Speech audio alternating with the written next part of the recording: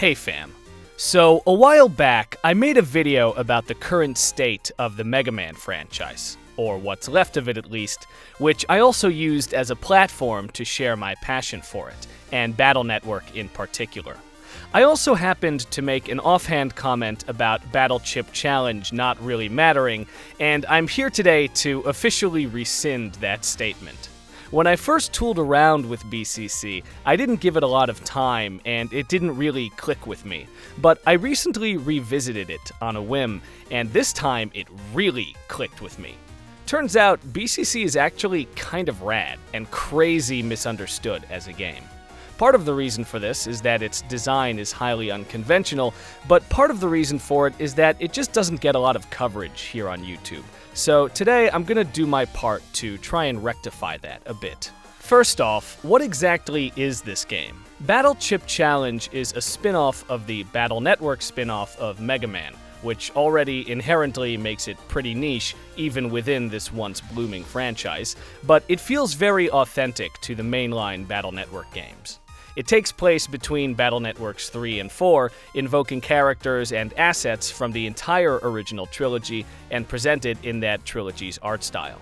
The main thing that sets this game apart from its mainline brethren, and I think the main reason that it just doesn't have the following it deserves, is that it's not an action game. It's kind of like Battle Network, with no overworld, dungeons, or trash mobs, and strictly turn-based battles where you can influence but not control exactly what your Navi does from turn to turn.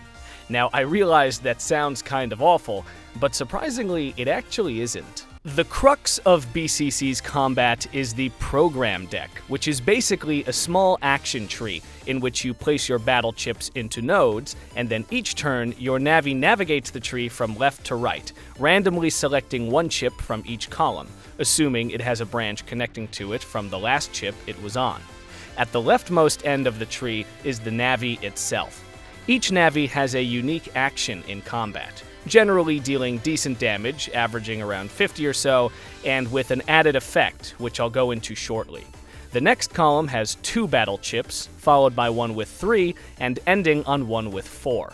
The only aspect of this that's misleading is that turns actually begin on the first battle chip column and end on the Navi action, despite the actions broadly traveling from left to right. Now, right off the bat, I think you can see where the randomness of chip selection can be mitigated by the importance of chip placement. Obviously, if you have chips that you want to be used as frequently and/or soon as possible, they should be placed further to the left. Chips in that first column have a 50% chance of being selected every turn. The ones following that have a 1 in 3 chance, and following that, only a 1 in 4.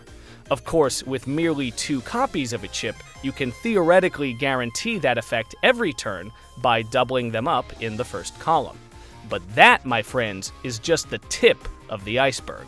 Combat in this game is stupidly deep. Firstly, all battle chips in BCC actually have their own HP values, and this is because they can be destroyed during battle. This isn't permadeath, so don't worry. It doesn't remove the chip from your collection or anything, it simply removes it from play for the remainder of that battle. But the way you protect your chips and destroy opponent chips has massive ramifications on the depth of the combat, and will play a huge role in your strategy. Almost all chips, and even Navi attacks, possess some sort of extra property which allows them to interact with the opponent's program deck in some way. At the most simple level are chips which attack the opponent Navi directly with no added effects or frills.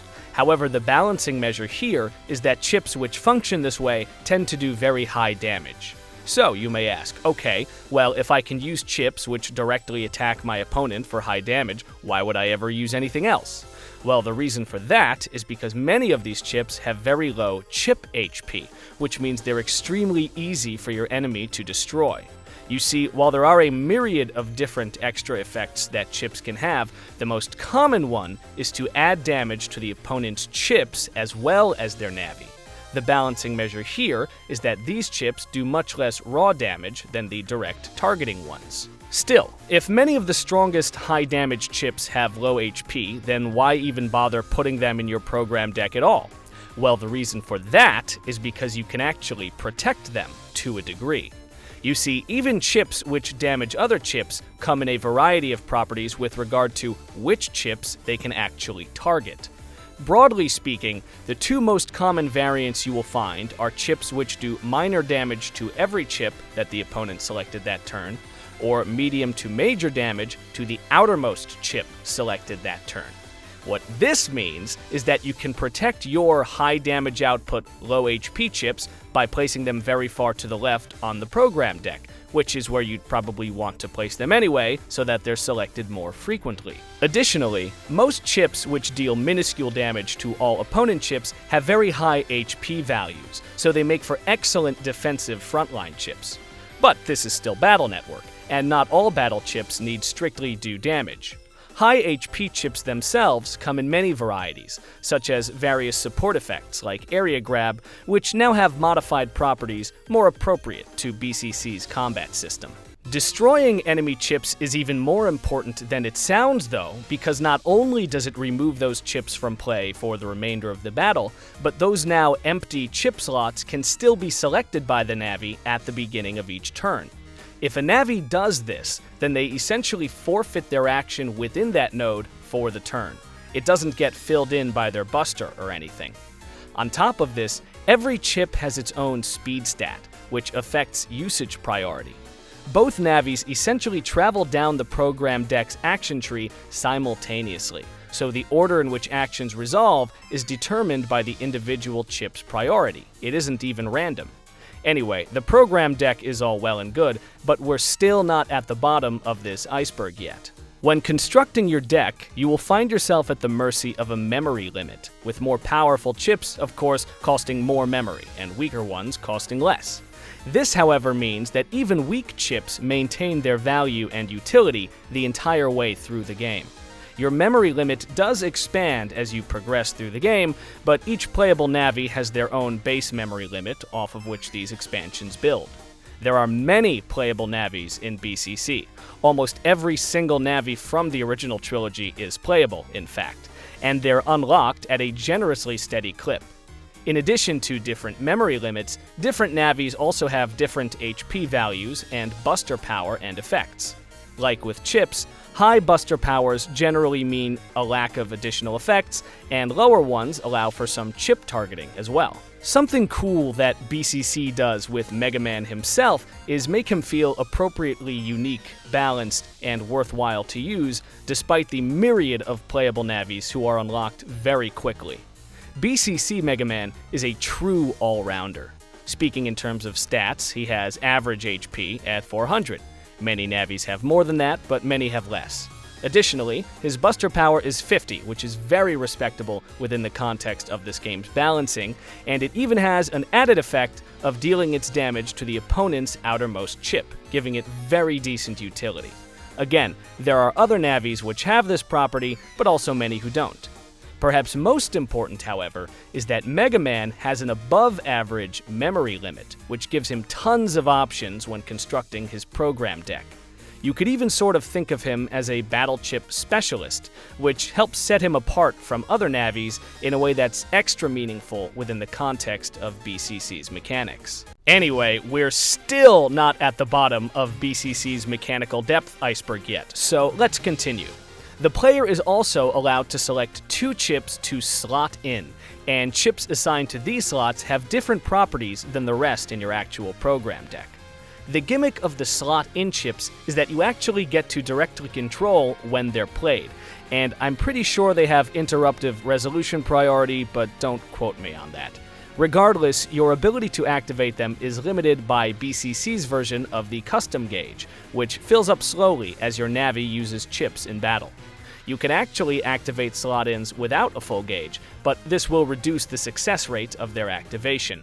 A full gauge guarantees that the chip's effect will resolve, but you can always risk an early activation if you find an opportune moment to finish your opponent off, or find yourself backed into a corner in need of healing, for example. This is all balanced out by slot-in chips' other unique properties.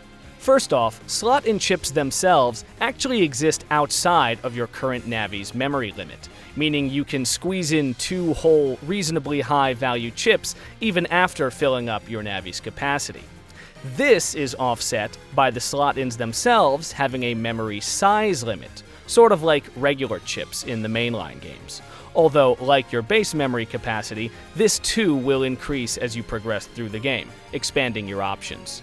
One final note about slot-in chips is that they are each single use within a battle, and a failed activation still counts as a use. Slot-ins can really turn the tables, both for and against you, since they're protected from 99% of chip damage types and can be activated at your discretion, but since each can only be used once per battle, make sure you're not keeping something you need more general use of out of your Navi's hands.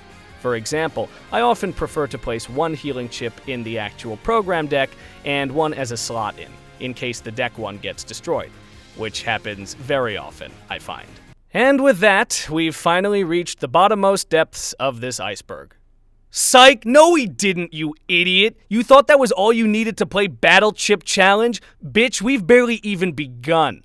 Now it's time to talk about folder building.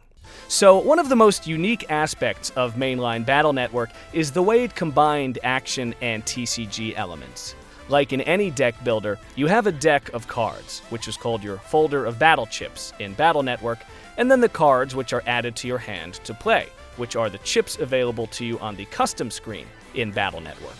You can customize your folder between battles, but generally you'll have a main loadout of 30 chips, which you'll just sort of leave as is when you don't have anything new to put in it. What Battle Chip Challenge does is it takes this traditional framework that most TCGs abide by and essentially inverts it. So mainline Battle Network is like a typical TCG, right? You draw from a deck and get through as much of it as it takes in order to defeat your opponent. Good deck construction usually involves a level of streamlining in order to increase its consistency by minimizing the odds of drawing a brick hand. You don't have control over what you draw from the deck, but you do have control over what you play from your hand. In Battle Chip Challenge, you still have a folder of 30 battle chips, but instead of drawing through the entire thing randomly during each battle, you essentially get to pick and recycle your hand, but lose direct control over it in exchange. You're allowed to sift through your deck and pluck out exactly what you want before battle, but control of your hand is given over to RNGesus. Now, is this better than the usual format? I would say no. There's definitely a reason that it's the other way around in 99% of games, but I do think that this approach is extremely novel and outside the box in its design. And because it still allows for some actual use of strategy, it still has value and is surprisingly fun and addicting to play. You see, in Battle Chip Challenge, fights are basically strung together into ever-increasing numbers of consecutive bouts, and your folder acts more like a traditional TCG side deck. While in the midst of one of these combat strings, and in between individual bouts, you are allowed to delve into your folder and custom tailor your program deck in order to counter the upcoming opponent's strategy. But you are not allowed to select a different folder or to modify your currently equipped one with chips from your stock.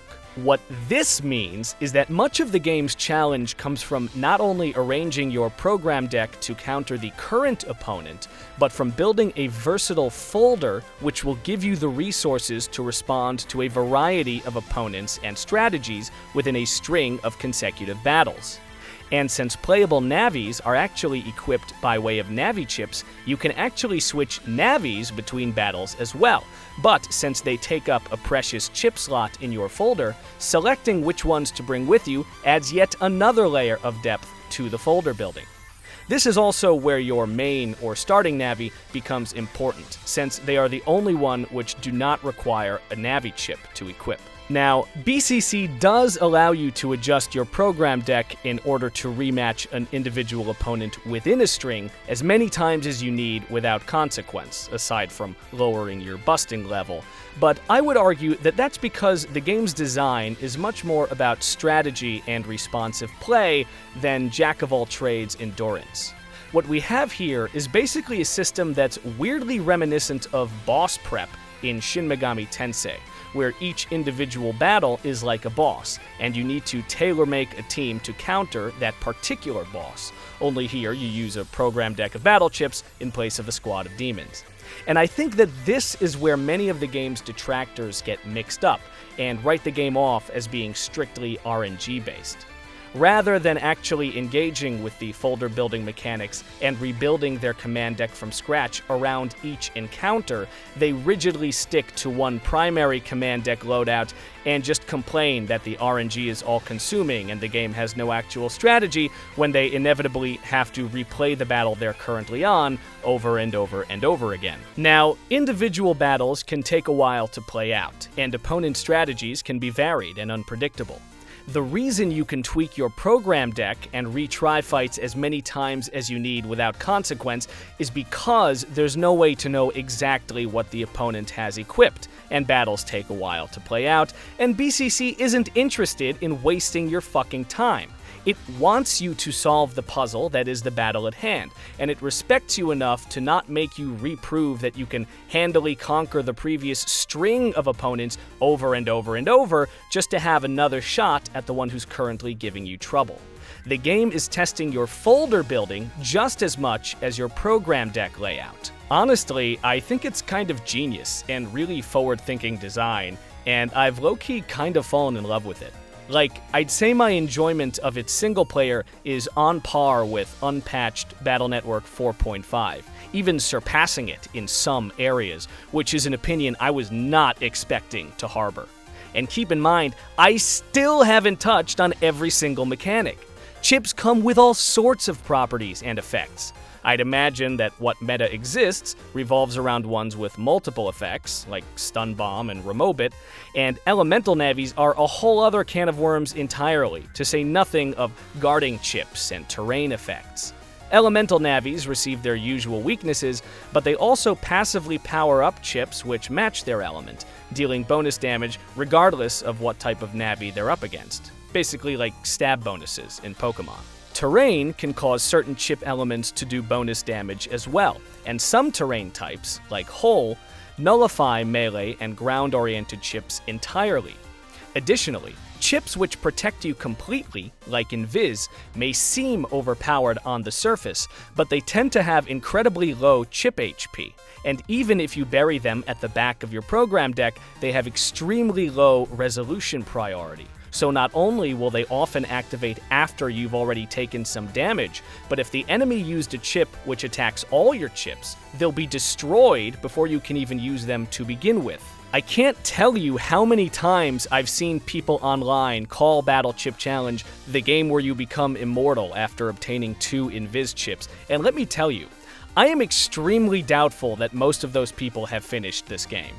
Go ahead and place 2 Invis chips in your leftmost slots of the program deck and just leave them there for every battle and let me know how that works out for you. I guarantee you will not even see the credits, let alone conquer the post-game. Battles where that strategy actually works are a gift you should savor. More often than not, the enemy will simply lead with chips with the attack all effect. These chips will inevitably resolve first, and they will shatter your Invis before it can even activate a single time, easily hard countering that strategy. I really am 90% sure that most of the Invis immortality crowd are just theory crafting and haven't actually played the game. Getting back on track though, chips can also have piercing or guard breaking effects, or even a 50% chance to instantly destroy a random enemy chip. There are also status effects like stun, which prevent the opponent from using their Navi skill at the end of their turn. Navi skills themselves can potentially come with any of the properties seen in battle chips, and Navis themselves can have extremely varied builds and gimmicks. Magic Man, for example, has one of the lowest HP stats in the game, but extremely high evasion and well above average chip capacity. His Navi skill is the weakest in the game at a paltry 10 damage, but has a 50% chance of instantly destroying a random enemy chip. As a side note, I fucking love this dude's design, and the fact that this is the only game he ever appeared in, aside from the original and the WonderSwan spin-off we never got, should be a war crime. Anyway, by inputting a code, you can also unlock Hub Style Megaman, who has an incredibly powerful direct damage buster and the highest capacity in the game by an enormous margin, over twice what normal Navi X offers, the Navi in second place for the stat. His capacity is so high, in fact, that capacity itself is basically no object when you play with him. He has like the generational wealth of chip capacity. Hub Style's drawback is that he has the single lowest HP stat in the game and mediocre evasion as well, so he's basically the ultimate glass cannon. He's a ton of fun to use, but he basically trivializes chip capacity as a mechanic. And balancing your folder's versatility and power with your Navi's capacity is a core mechanic. So even though Hub Style is technically available from near the very start of the game, I strongly advise resisting the temptation to put him in your folder until you hit the post-game. Also, the post-game is when opponent Navis start basically cheating with seemingly infinite chip capacity anyway, so it's only fair at that point. And even then, like with Invis chips, there will be some opponent builds which Hub Style simply cannot outlast, so you'll definitely need to bring at least one tankier Navi with you even if you do elect to use him. There's still surprisingly good balancing here. Anyway, while on the program deck screen, by pressing Start and chatting with your Navi, you can get a read on whether or not your odds of victory are good with your current loadout, but this analysis is by no means gospel. I've had plenty of instances in which I was told victory was a sure thing, only to lose anyway, and plenty of instances in which I was told things were hopeless, only to pull off a landslide victory. I find that in practice, you often just need to get in the ring with your opponent and see what their loadout is so you can devise a counter. And this is another reason why the game allows you to retry individual fights ad infinitum. Battle Chip Challenge is a weird case of a game that I completely understand dissenting opinions about, but I also feel is criminally underrated because it is profoundly misunderstood. I think people see the auto-battling action play out and simply don't realize how much sheer depth of strategy exists underneath the hood. If you've ever seen a BCC battle play out of context and thought it looked like it was playing itself, I assure you that victory was only cinched with a great deal of thought on the part of the player. And I found that this thought begins basically right out of the gate. Even Gutsman and Roll in the very first tier of brackets actually gave me a lot of trouble and took numerous rematches for me to overcome while I was still coming to grips with the game's systems and didn't have a wide selection of chips to work with. Battle Chip Challenge is really more akin to an RPG with auto-battling, or simple battles in which much of the actual thought and gameplay time are going into the prep work and menu management. Now that's definitely not for everybody, but it absolutely has value and can offer hours upon hours of enjoyment for those it actually clicks with. This is going to sound weird, but I think of Battle Chip Challenge as a sort of digital wind-up toy, which you can manipulate the trajectory of based on the way you wind it up. And while it definitely isn't for everybody, I definitely do think it's for Battle Network diehards. In fact, after my time with it, I genuinely think every hardcore Battle Network fan should at least experience it, especially if you love the world, characters, and aesthetics of the franchise as much as I do. BCC also has 6 small stories to tell, one for each operator. And while their mechanical progression is identical, their narratives are surprisingly unique in tone and stakes. Actually kind of reminiscent of Sonic Adventure 1 in that way, come to think of it. It's a hell of a lot more compelling than 4.5's single pseudo-narrative repeated 100 times over, that's for sure. And since new battle chips are obtained in blind packs with an incredibly wide spread of potential pulls, individual playthroughs can end up feeling strategically distinct as well, since you'll likely be building your folder around totally different chips at equivalent points in your progression, unlike in the mainline entries. And on top of all this, BCC's post-game is fairly robust as well. The game certainly isn't light on content. So yeah, that's Battle Chip Challenge in a nutshell. Whether you're an old fan of Battle Network who never gave it a chance, or a new fan who's already chewed through the Legacy collection and is looking for more Battle Network content to sink your teeth into, I really think you should give BCC a shot. It may not be the best in the series, and it certainly isn't for everyone, but it is very much worth the time it takes to at least demo it, so long as you go in with the right mindset and an understanding of how it works and what it's trying to accomplish.